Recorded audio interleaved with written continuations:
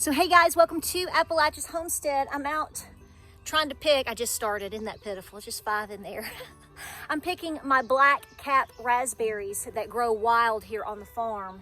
We have a lot of them. Now my blackberries that are wild, they're not up in this area. They're down closer to the house and they're gonna be abundant as well this year. So it's gonna be a good harvest year, I think, for a lot of folks. If you're foraging for your wild berries, just be careful. Snakes like them. Ticks are always around. I probably already have a tick on me right now. You know how that goes. But what I'm doing is I'm going ahead and I'm trying to get what I can, every other day or whatever, because the main problem that we have, the deer love them more than anything. So you have to compete with the ennui. So as you can see, and you're actually not going to see the whole ordeal, but I have a bunch that are just now starting to come on. But again, I don't want to lose any of them. I have some berries down at the house and I thought about making a cobbler this evening or maybe tomorrow. So if I can just get a good cup, there's like one right there, that one's good. This one could go a little bit longer. But here's the thing, you kind of battle with it because you go, I'm going to leave it another day. And believe me, I've done that and I can come back tomorrow and it won't be here. Now, the reason these are called black caps, and I've got a whole little video on this. I'll connect it and link it for you, and you can watch it. But these are so cute because they look like little beanies. See inside? They're hollowed out. That's why they're called the caps. It's actually a raspberry. The good thing about this particular plot, my entire rows of the black cap raspberries that I'm picking right now, I want you to see this. I'm right off my driveway, so I'm very blessed. Now, a couple years ago when we first moved here, we only had them just a little bit, like up through here. And I got a handful or two. It was great. Well, we had a major tree service come through and help trim a lot of things back. And that's how I got a ton of wood chips for my mulch and for my gardens and different things like that, and compost and whatever. But it made this come on back, if you will, with a vengeance. So not only do I have this is probably tripled in size, but also down past the house, it's bigger than this. So that's where I'm gonna head next, and hopefully I will get more. But there's a lot of blackberries and the canes of these black caps down there as well.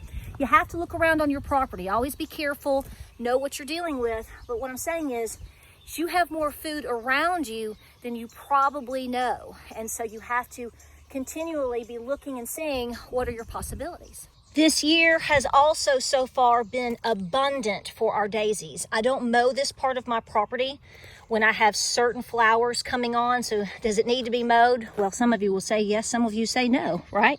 So nothing wrong with saving a little gas money on the mowing, right?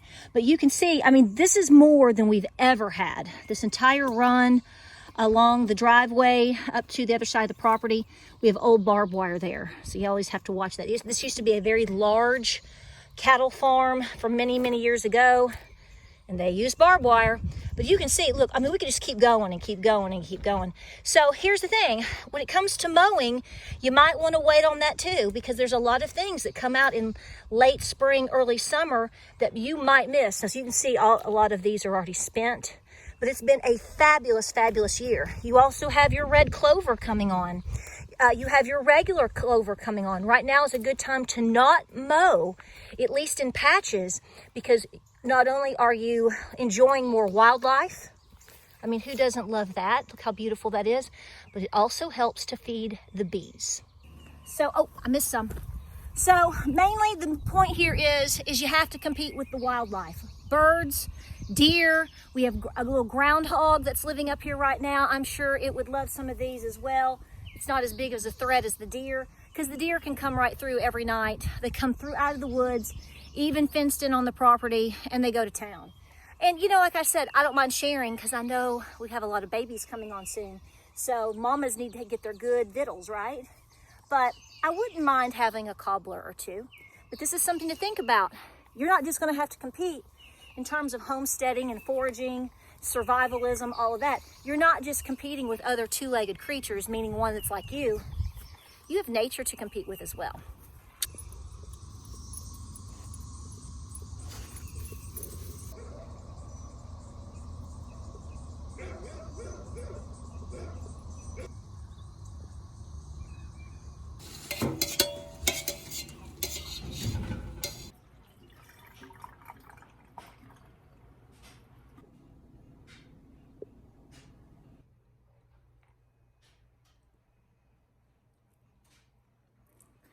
Okay, here are my big helpers today. Thank you. I love that.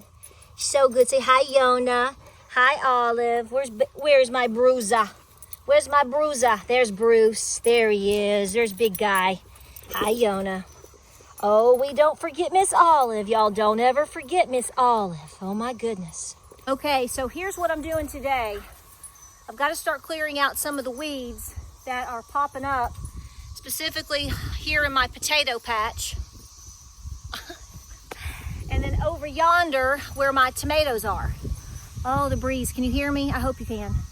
So here's what happened. So a week ago, I had my family out before Memorial Day, like over a week ago, and James got out our little tiller, you know, the cute one we have, and started it up, no problem. And then the other day, before all this rain hit, I said, I'm gonna go in between the rows just real quick and hit them, because we're supposed to get, like last weekend, this past weekend was awful. We're just now drying out. And got it up here and had all kinds of things going wrong with it. So there's a local place that we go, privately owned, small country business, and they fix tractors, lawn mowers, things like that. And it's so inexpensive. Like, they'll do everything, total maintenance, all of these things for like $60, okay? And I really want to keep small businesses like this going, and it helps us too. So we loaded up one of our little lawn mowers, and we loaded up the tiller, and we took it. So I don't have my tiller back yet. So I'm trying to manage is what I'm trying to do. But you really want to till your potatoes. I do. Some people don't hill potatoes. And by the way, this needs some fixing, as you can see. But yeah, this is a no-go right here in terms of the weeds. That's way too much. So I show you that. So what I want to do is, it's time to literally weed and till in between. And I like to pull the dirt up at least once or twice onto my healed potatoes. So come on, tiller. So this is great. Here's all these morning glories that are coming on. Guys, I know they're beautiful, but they are such a pain in the butt, and they will pull down everything. So try not to let that take over, okay? Just don't. So I figure that I can work and talk to you. Bruce, you want to be in the picture? Do you see why I have the fencing up? Mm-hmm. Somebody got into my Cherokee corn beads yesterday. Who was that, Bruce? I'm growing potted Pyrenees, apparently. There's baby. He's a baby. He's a big baby. So anyway, so here's the deal. Here's the discussion. And I want to run this by you guys and talk to you about it, because I think it's a bunch of nonsense. Talking about a lot of nonsense these days. I think that we are all, to a degree, to blame for everything that's going on. First and foremost, I blame demonic forces. I blame a incompetent government that does nothing but pad their own pockets. But honestly, do I blame generations for the problems that we see? No, I don't. So everybody's looking to put somebody within the blame game, right? Oh, it's the boomers. Oh, it's Gen Z. Oh, it's Gen X. Well, no, it's not Gen X. It's not our fault. But I can understand having the conversation of what has happened to people and to our grandparents, parents, etc., and the decisions that were made over the last 50 to 70 years. Now, what do I mean by that? Well, it's simply this. Your grandparents, your great-grandparents did what they did at the time in which they did it, specifically post-World War II, because they were looking for and hoping for a better life, advancement. Things changed. And so, therefore, that's what the lead up in terms of people not being self-responsible, self-reliant. It kind of pushed us being more dependent upon a system, right? We all know this, okay? This is history. We know this. And so now you've got young kids. Actually, that's not true. I saw somebody talking about it yesterday or the day before, and they're older than me, and they're blaming the boomers. And I'm like, well, that's really silly. I understand as far as a time period when things changed that had a lead up to the point of where we are now. But I don't blame my Nana for going to school, business school, and wanting to become a career woman or become a flight attendant. These people had never had these types of opportunity. Women had never had these types of opportunities before. They legitimately thought they were doing a lot of the right things, and some of them did. But it did push us more dependent in terms of our food supply, and everything else in between, dependent upon a system. Well, I think they were conned. I don't know if that was by design at the time, but that's what it turned into. I've heard my own Nana, as you know, she'll be 88. I've heard her even talk about how nobody knows how to do anything anymore. So I do think that people that you would have considered older generations or boomers, and literally will say they recognize the time shift. 50 years ago, 30 years ago, they would have believed they did the right thing. But as we've seen over the last 15, 20 years, that may not be the case. But to blame them is silly. Because instead of sitting around blaming a certain generation for all the problems that we have, why don't we focus on the ones that are really the perpetrators of everything? And why don't we take self-responsibility and learn how to do something? The energy that you take, or anybody would take, not you specifically, but you know what I mean, that anybody would take to go, oh, this is the so-and-so's fault. You know, the time that you take to sit and think about it, debate it, and fight with somebody about it, you could have gone and planted some potatoes. Even if they need weeding, you still could have done it. No?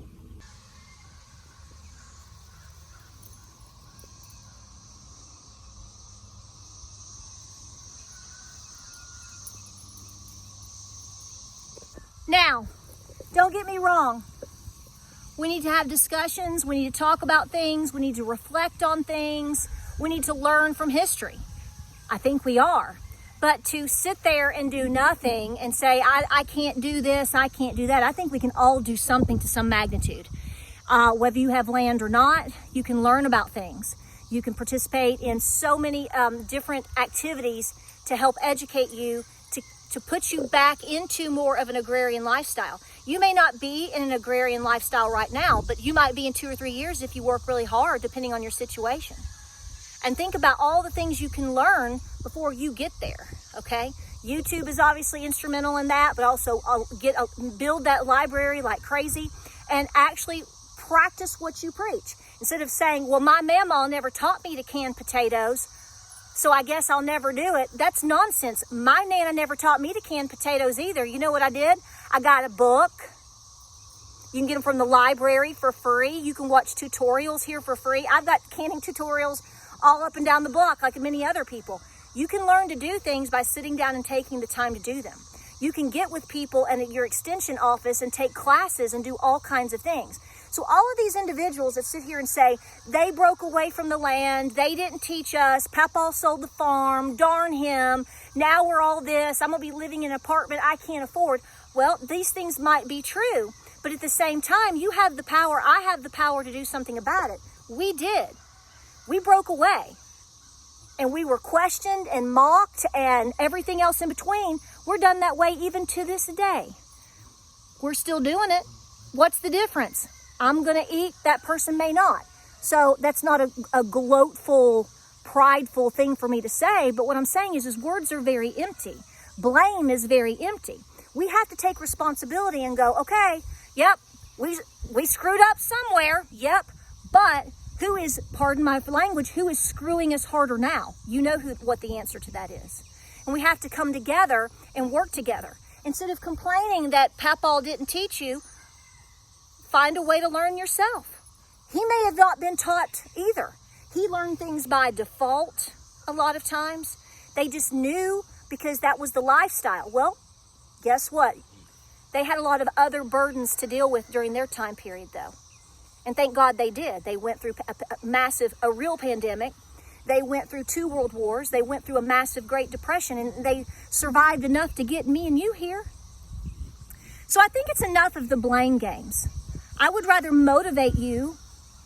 I might give you a little bit of a tongue lashing simply because I think people need to be simmered down and say, stop that. This is nonsense.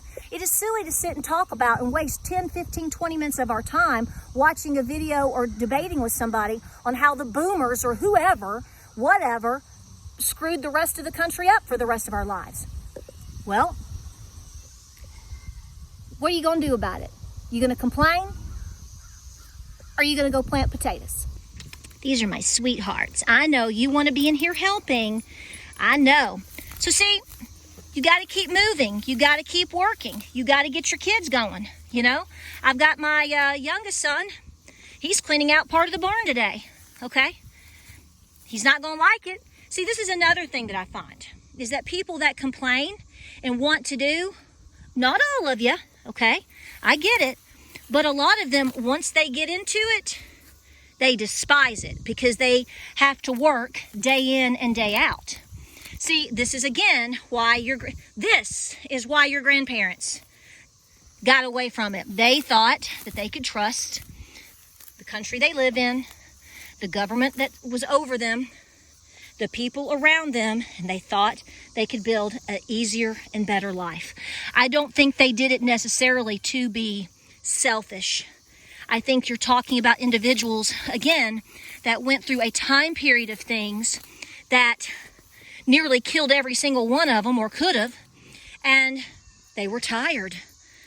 I mean, I don't fault that. I think what they did in their changes, looking back, we can laugh and say that wasn't a good plan, but at the time, guys, they wanted an easier life for us.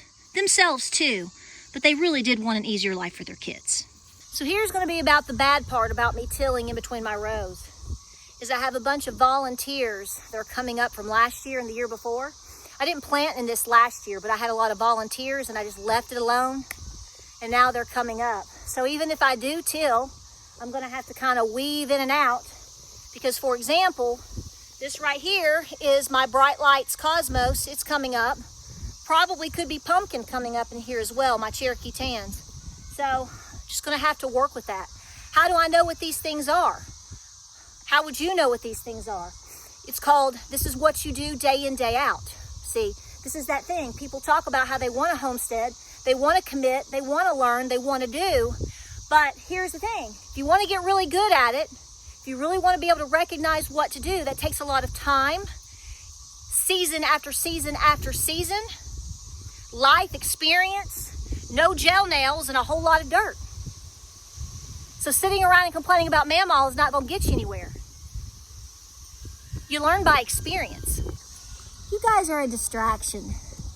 You're nothing but a distraction. Yeah, you're just a distraction. I need workers, okay? Yona, I need workers. I need a worker. What do you smell, Betty? I smell. So here's the deal. I'm going to conclude the video here because it got so windy. I have no idea if you're even hearing me on the previous clips. So I apologize if it's a little bit rough, but that's what happens when you're out yonder in the wild, wild west working. But I did want to come up to the barn, and I did want to check on my girls. There's one particular girl I told you, there's two actually I'm watching really closely. And I think one of them has chosen her spot to actually give birth to her goat kids.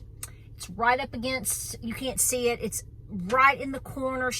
That's where she's been chilling a lot in the past couple of days. And I'm like, oh my gosh, what is she? So I'm kind of watching that because they tend to do that when they are about to go into labor or whatnot. You'll find they might be kind of picking a spot, but then some just walk out there and just plop them out in the field. You just never know. So I'm watching. So anyway, so I'm going to conclude the video, but here's the bottom line. Here's what I'm trying to say. We do not have time to be playing blame games, specifically on generations and whatnot. We need to try our best to not be divided, okay? Because they're dividing us every which way they can, by color, by age group, by states. I mean, we're living the biggest Hunger Games I've ever seen. I mean, seriously, we all should be paid big money because we're actually acting in this movie right now. We're acting it out, and it's all being played out in front of us. And my point here is instead of sitting around worrying about who did what, go, okay, it's done, and that stinks, or this shouldn't have happened this way, or I wish I learned that, or wish Mama had taught me that. Get up and learn it. It goes all ways. Some people will complain about how they don't have knowledge and experience. Well, you can gain that by yourself. in so many ways. And somebody's going to say, I don't have the money, I don't have the time. Well, I do understand that part. Things have gotten more difficult, and I have a total respect for you in terms of I understand your situation. But that doesn't keep you. There's some time in the week that you could go get a book from the library. You could plant a basic tomato plant. I mean, I refuse to believe that everyone can't do something. That I just don't, I'm just not going to bite off on that. And when somebody tells me, I'm going to probably, if in person, if we were sitting there talking, I'd be like, okay, I understand your situation, but what about this? I'm one of those people. And those people don't like people like me, because I'm always like, well, here's what we did. And it took time, but eventually it led to that. But on the flip of this, the older generations, I want to still continue to encourage you, as frustrating as it possibly might be at times, depending on your situation, to try to teach the young people. I always say that a lot of times your children, grandchildren, great-grandchildren might be around and watching you, and you don't realize they're learning from you. Baking biscuits, hunting, fishing, loving every day. I mean, so we all need to try to be teaching and helping each other. Younger generations need to get the chip off their shoulder and stop playing the blame game on the older generations, and instead come to them and say, what can I learn from you?